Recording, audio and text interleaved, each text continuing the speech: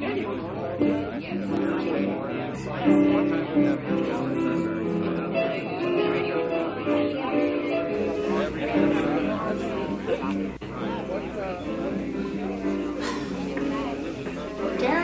what's the matter? I'll never get out of this bartending job and be a famous Michelin-starred vegan chef, the first Michelin-starred vegan chef on the planet. Oh, Gary, you can do it. No, I can't. Yes, you can. All you have to do is master the 5 foundation sauces in the transition kitchen. Oh, what are the 5 foundation sauces of the transition kitchen? Oh, there's hollandaise, béchamel, which I love. Yes. Velouté, espagnol, and tomate. Tomate? Tomate. Tomato. Tomate. Tomato. Tomate. You say tomate, and I say tomato. You say Potat. and I say potato. Tomate. Tomato. Potat. Potato. Let's call the whole thing off. You like pajamas, Gary, you can't do and this. I Stop say right pajamas. away. We can't do any more of the Swing Gourmet Show, otherwise we're going to have to charge them. Oh, right. That's because right. We're doing the show in April. That's right. We're doing a fundraiser for responsible eating and living on April 22nd, my birthday. Your birthday. Which is also Earth Day, and we'll be doing portions of the Swing Gourmet Show at that event. And you gotta come and see it. Otherwise, if we do any more, we'll have to charge you. That's right. So go to responsibleeatingandliving.com, get your tickets, or you can call us at 657-IM-4-REAL. That's 657 464-7325. Or if you can't make it, make a donation. Make a donation. Fill our glass. Celebrate with us at our fundraiser.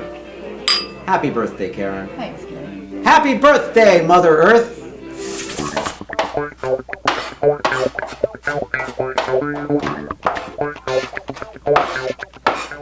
Oh, I'm chopping parsley.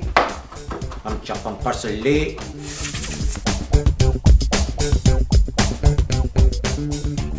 Welcome back. So this sauce here in this jar says simply organic strain tomatoes. That's it. This is the best example of a foundation sauce because it's just tomato, and from this sauce can come a whole myriad of other sauces made with just a tomato sauce.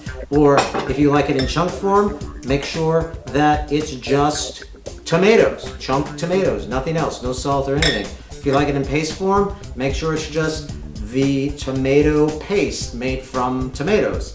And you can go out to your yard and pick tomatoes, boil them, and strain them, and you'll get the same thing. But if you can't do that, then find a tomato product that's just tomatoes. Because from this, we're gonna make a bunch of sauces. And the first one we're gonna make today is my spicy marinara sauce. So let's get going.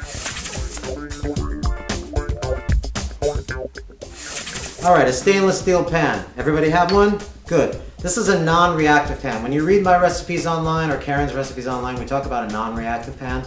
Stainless steel is non-reactive.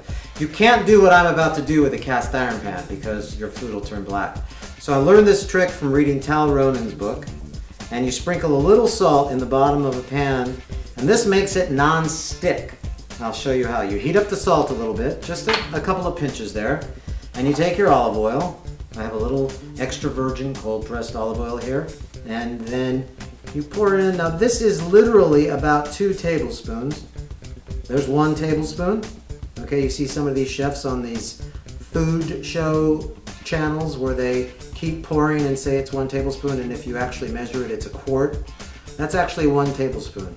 And then here is another tablespoon. Now look, I'm not going to insult your intelligence and like teach you how to cook. This is clearly not a show where a how-to cook show. This is a show where I know you're out there and you know how to cook. You're just curious, as I've always said, about transitioning off the animal, and maybe you're going to throw a dinner party, and maybe the theme's going to be, hey, let's throw a vegan dinner party and everybody dress up like hippies and we'll play Grateful Dead music, and that's cool. That'll be fun. And as long as you eat vegan, because you're 1 step closer. Okay, to transitioning off the animal, because if you do some of my recipes, you're going to be hooked. You're going to be hooked, I'm telling you. These are the onions I was chopping. This is 1 onion. 1 onion. Look at how much that is. That's 1 onion. And for my spicy marinara, You need one onion, but you need it to be this is one onion. When I say one regular size onion, that's what I'm talking about, right there. Okay? Perfect. Now, in order to make my spicy marinara sauce, you need a wooden spoon. You don't have a wooden spoon? Don't make it. Go out and buy one. You have to have this. Why? Because my mom used a wooden spoon. My mom. This is about the mama. We're going to add all of that parsley, chopping parsley. You got to have some parsley there. So let's add 1, 2, 3 pinches. The recipe will be online with the exact amount. Now I'm going to add the most important part, the garlic. I have some dried basil. I didn't find any fresh basil that was locally grown because it's still winter here in New York. So I'm adding some dried basil. Here's the spicy part of my marinara.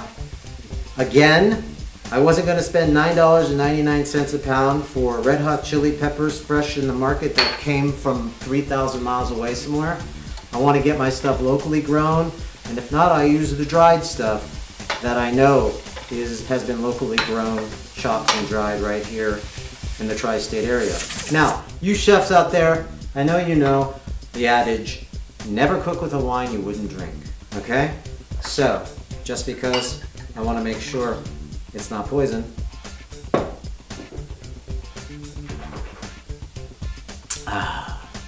It's delicious. But how do you know? You transition kitchenettes out there. How do you know if there's no animal in this wine? Yes, I know. How could there be animal in your wine? But there is. Well, there's a website you can go to. It's called barnivore.com. There, they list all of the friendly wines that are plant-based friendly. They call them vegan friendly. I'm going to add a little bit of wine here. That's a nice secret ingredient. And right when it stops sizzling, that's the trick.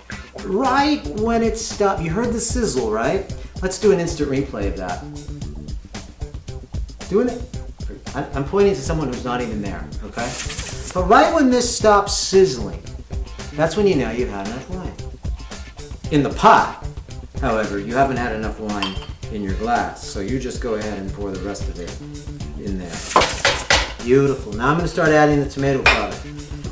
First I'm going to add is the whole tomatoes that are just chopped, right? Now we're going to add the tomato sauce, the foundation sauce. That's a good sound. Throw that in there. The recipe is at responsibleeatingandliving.com. And we're going to now add the paste. This is obviously a thick sauce.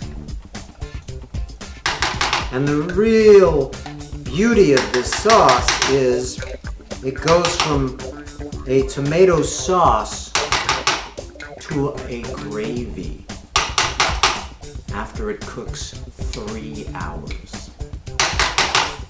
You Italians out there know what I'm talking about. You leave it on the stove and you let it simmer for 3 hours, and it transitions from tomato sauce to gravy. Just like my grandmother and my mama used to make. Right. And it's like velvet after it simmers all day. All right, so my mouth is starting to water because this is, it's triggering a lot of memories that are hardwired from childhood. But I wish you could smell that. So this is gonna simmer on the stove in there for 3 hours. Meanwhile, I already made another batch that I'm gonna bring out after we make the bechamel. Okay? We're coming right back with bechamel time.